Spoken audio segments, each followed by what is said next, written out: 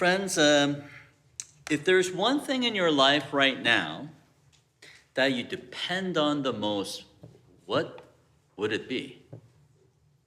Is there one thing in your life right now that you would hate to lose the most? Is it possibly your phone? Right? Hey Google, give me the direction to Bridlewood Presbyterian Church. All right, now a map is popping up, and it says to start, but I'm right here, so I guess I don't have too far to go. But the phone nowadays, maybe for some of you, it's your newspaper. Some, it's your camera. It's your stereo. It's your weather report. I know people take it to go even using fishing, and they spot mark like areas where they caught fish, and they mark that down on their map, and next time they go, they know exactly where to go.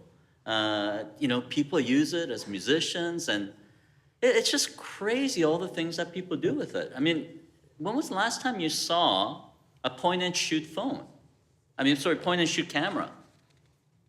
Probably not, right? Mobile phone has put a lot of little other gadgets out of business. But there was a time when a phone used to look like something like this. Anybody remember this? This is a mobile phone. You know what this does? Make phone calls. And do you know what else it does? It receives phone calls. And so that's why people used to call this a phone, a mobile phone, and they did not attach the word smart in front of it. Somebody thought it would be just a great idea to have a little gadget where you could have a phone everywhere you went, and that you wouldn't have to be at home in order to receive a phone call. But things have really changed. And in some ways, I think many of you depend on your phone, like it's almost like Jesus almost, right? You depend on it to keep track of all your calories, how many steps you've taken, and it's like, I can't function without a phone. Any of you feel that way? Yeah. Well, you're all welcome. We won't judge you. But, I think a lot of us really depend on this phone. But, I remember when before the phone got smart, where it was just a phone.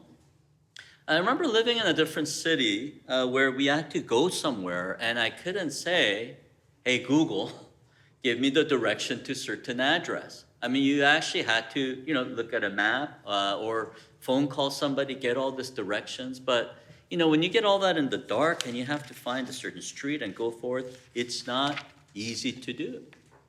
But I remember what I did was there was a friend's house that we were all going to go to. And I said, Sabrina, can you come in the car? And she became my direction. She became my GPS. Over the last 4 weeks here at Bridlewood, we've been preaching and celebrating the 4 Sundays leading to this Advent, or Christmas season. And we've talked about hope, peace, joy, and we talked about love this morning. And that's what those 4 candles represent. And the candle that we lit today in the middle is Christ. And it's a reminder for us that hope, peace, joy, and love for us is not so much of a concept. It's a person. Just like Sabrina was my direction, my GPS.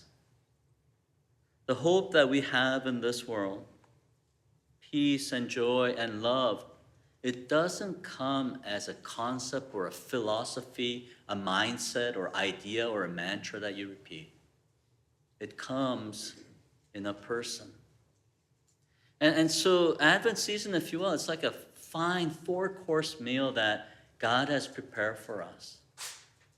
And Christ is transcendent and so wonderful. It takes us time to savor him and be in amazement just to behold and to appreciate all that he is. You know, the word hope, it's not just only for this lifetime. Apostle Paul said if our hope was only for this lifetime, we would be pitied of all, people to be pitied the most. But the hope that we have in Christ is not only for this world, but it's for all eternity to come. It's a hope that cannot be squashed. Some of you might be going through difficult periods right now. Maybe it's dark in your life. Maybe you're going through some health issues, relational problems, maybe workplace, your job, it's not happening the way you would like it to. Maybe some of you, school right now and the things you want to study, your options, maybe it's not quite what you expected it to be. But the hope that Christ gives to us is much bigger than that. It's much beyond that. And the peace that we have, it's not just an idea. It's not through breathing exercises. It's not going for a big walk. But the peace that ultimately comes, which is because there is the division. And God tells us ultimately the reason why we don't have peace with God is because of sin. But Christ is our peace. Christ is the one who makes wrong right. And what happens for us is that people of God who are recipients of that peace, it's not something of our doing, but it's a gift given to us that we no longer have to ask, how good do I have to be? It's not self-righteousness, but it's about leaning and trusting and relying on Christ's righteousness that's given to us as a gift. Joy and love, it's very similar. Think of the days when you fell in love with somebody. All you can think about is that person. Joy is that person. Love is that person. You don't care if they live in Winnipeg. You don't care if they live in the coldest place in the world. If you could spend time with them, you would go there. Doesn't matter if they want to watch a movie that you don't want to watch. If she wants to watch it, if he wants to watch it, I want to watch it too. What do you want? And you know, when you're in love, it doesn't matter what you eat. You ask, what do you want to eat? I don't know. What do you want to eat? Well, what do you want to eat? Because you don't care. The food is not so much the food, but what you want to savor and what you're enjoying is actually the person. Imagine if such joy and love can be experienced even in a person. How much more God has in store for us. Friends, the only right response on this day really is just praise and worship. It's praise and worship. Those of us who have received such joy, we can't help it. We can't help it. We can't contain it.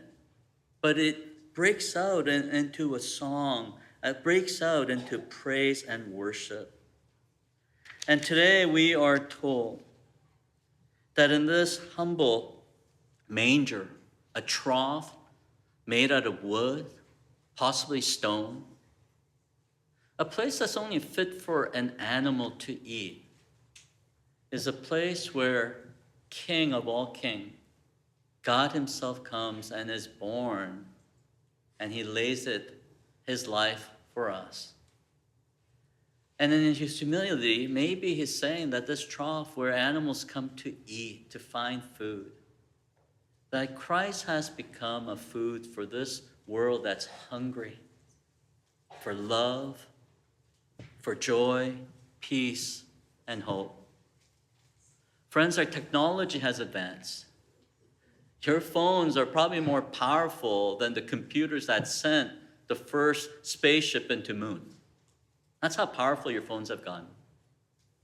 And a lot of people thought that when our technology would improve, if we just got smart enough as human beings, that everything that we desire would be solved. Friends, is it because we're just not smart enough that there is no peace in our relationships? Is it because we're not smart enough quite yet that we haven't found the hope or the peace that leads beyond this lifetime, the peace that we can find that's sustainable? Friends, it only comes through Christ. It only comes through Christ. You know, it's amazing that when people meet Christ, they change. They change. And was reading about a story about a man who used to be a drug abuser, would get into fights, was part of a gang, and left his testimony in this Christian song. And what he said was, in jail, when he was there, this song would comfort him.